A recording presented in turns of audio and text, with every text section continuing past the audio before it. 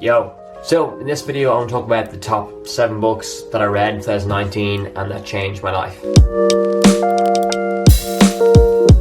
Welcome back to the channel. I know it's been a while. I haven't made a video in a couple of weeks. It's been kind of a hectic period, a lot of things going on with university, a lot of things going on at the end of 2019. But today I want to come on and share some of my top books that I've read in 2019 and that really helped me to progress in 2019. So for the books I read in 2019, there were some good books, many bad books. There's many that I started, stopped and threw away, and then read the best ones twice. And that's probably the best advice that I've got for reading books is start more, stop more, and then read the best ones twice. I've got into reading the last 3 years, reading 5 to 10 pages a day. And to be honest, at the start, I didn't really think of much, but through the compounding of the last 3 years, it really has made big effects on my personal life, on my relationships, and in my life as a student. Like, it really has helped me excel in many different ways. So I want to explain what books I read and why they had such a profound impact in 2019. So without further ado,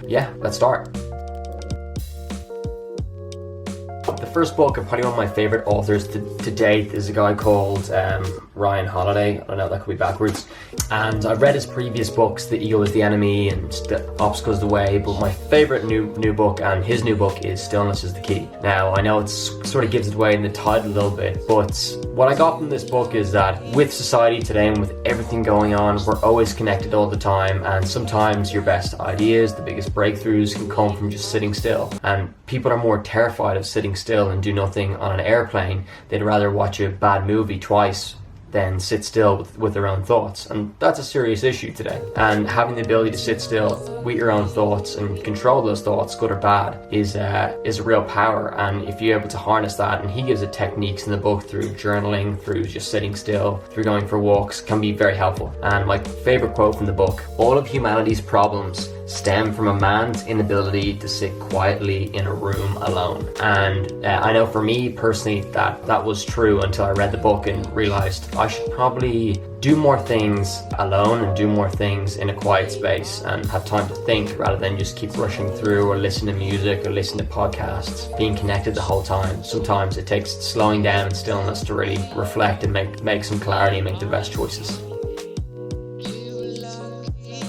So the second book is Ramit Sethi's I Will Teach You to Be Rich. Now, this isn't what it says in the tin. He doesn't necessarily teach you to be rich, but the whole thing about this book and what I learned from it is it's not about being rich or becoming very, very wealthy. It is a personal finance book, but what it's about is creating your own sort of rich life and what it is that you'd like to do. And he goes through a step-by-step process. Now, it is very tailored towards the American way of doing things in American banks, but it's also applicable universally and around the world. It's a great book on personal finance, and it started getting me to not only thinking about saving a little more, but also thinking about personal finances in a different way and really tailoring to what do I enjoy spending money on and gives me a return, and what should I spend more money on, what should I spend less money on. And saving money and getting better personal finance doesn't always have to be miserable. You can actually do it in unique ways. And in the book, he also teaches you how to get a raise from your job and multiple processes and multiple different things that I really, really enjoyed and thought it was a really insightful book for everything to do with personal finance this year. And my favorite line from the book, which is so true, is he talks about a concept called the 85% solution, which is getting started is more important than becoming an expert. Many people do tons of research when it comes to personal finances. I know I did in finances and what's the best thing to do, but actually just getting started and implementing something small, like saving, I don't know, like 150 euros or 100 euros a week,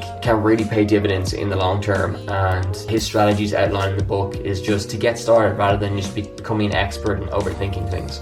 And I thought it was a really great line, and I really enjoyed this book.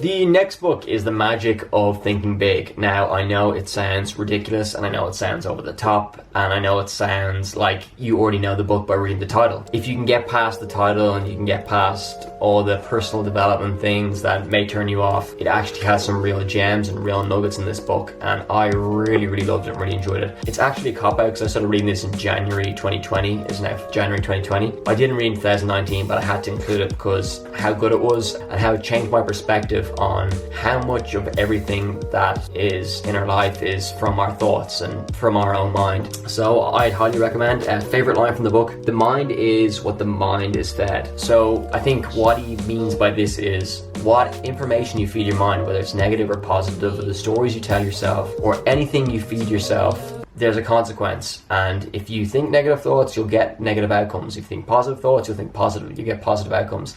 And you're not just going to think about wealth or relationships and they're going to accumulate, but there's strategies in the book. He outlines ways, the author outlines ways of using the mind as a weapon. I thought it was really, really good, and highly recommend. Probably my favorite book of 2020 so far. Even though it is in January, still really enjoyed it and highly, highly, highly, highly recommend. I'm only not even halfway through yet, but really, really enjoying it. If you can get past all the self-development things.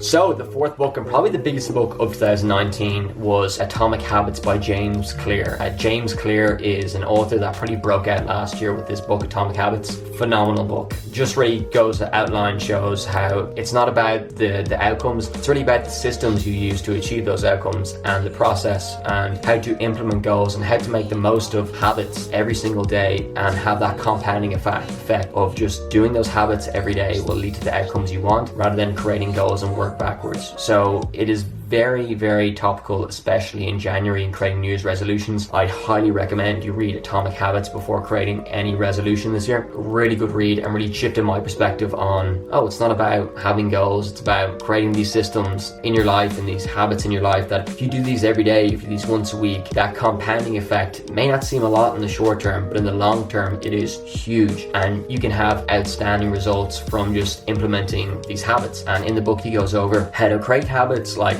why normally people fail in creating habits and the best ways to start, and I'd highly, highly recommend it, especially in January 2020, New Year's resolutions. Highly recommend. I actually don't have the book with me. I gave away the book as a gift because it was so useful. Hopefully the person's read it, but I don't think they have. But yeah, couldn't recommend it more, and really shifted my perspective on goal setting and habit formation, and has had massive effects on my life personally, especially in personal life and in relationships. My favorite line from the book, there's actually two. I'm going to cop out here. The first one I sort of already explained. He goes on to say, you do not rise to the level of your goals, but you fail to the level of your systems, which is basically the underlying tone and story of the whole book, talking about day-to-day systems. But my ultimate favorite quote is, every action you take is a vote for the type person you wish to become. No single instance will transform your beliefs, but as the vote builds up, so does the evidence of your new identity. So if I'm a person that is currently unfit and I want to get fit, it's very difficult for just all of a sudden I have a life-changing moment and I become fit. In order to feel like I'm a fit person or become fit, I have to do the actions or create the habits and do that every day. And that vote of doing that task every day is going to allow me to feel like a fit person or have the identity of being a fit person. And couldn't recommend this book enough. And yeah.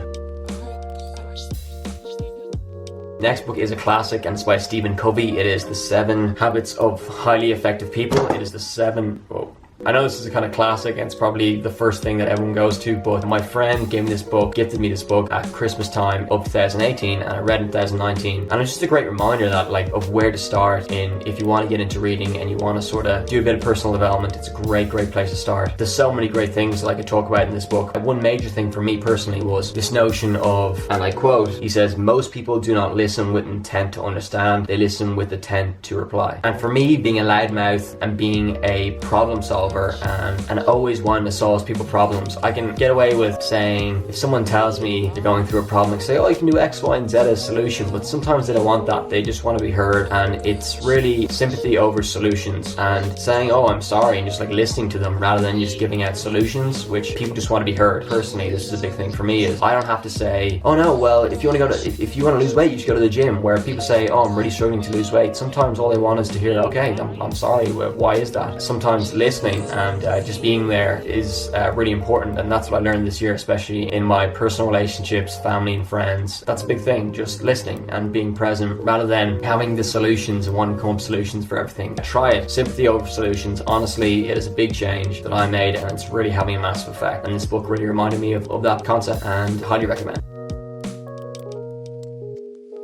And incredible book. I did not read the full thing, I'll say that now, so I read about half the book. Quite a long book, quite scientific, but even from reading the first half of the book, it really opened my eyes into how important sleep actually is and where it comes from and what it can do. I've really prioritized sleeping more and adding in a Saturday, and my Saturday and Sunday I tend to like lie in a bit more now or sleep way more, and how caffeine, alcohol, and all these things really affect sleep, and what are the best systems and tactics you can do to improve your sleep and the importance of sleep. Highly recommend reading, especially if you're having trouble sleeping or if you just want to hack your sleep. I'd highly recommend reading the book. My favorite line from the book: the best bridge between despair and hope is a good night's sleep. And that couldn't be more true. If I'm feeling bad or if I'm feeling down in the day, if I get a good night's sleep, it can literally change my world. Especially last year, that's what I noticed. The more I sleep and the better I was sleeping, my memory, my mood, everything was kicking. And I know we kind of know that instinctively, like the better we sleep, the more energy we'll have and whatnot. But there's actually a lot of links to a lack of sleep and sleep deprivation with later in life getting disease and illnesses, and saying that sleep is the forgotten thing in health and fitness. And instead of going to gym 3-5 times a week and killing yourself with high intensity, maybe you need 8 hours sleep or 9 hours sleep instead. So great book, especially if you're struggling with sleep, and highly recommend.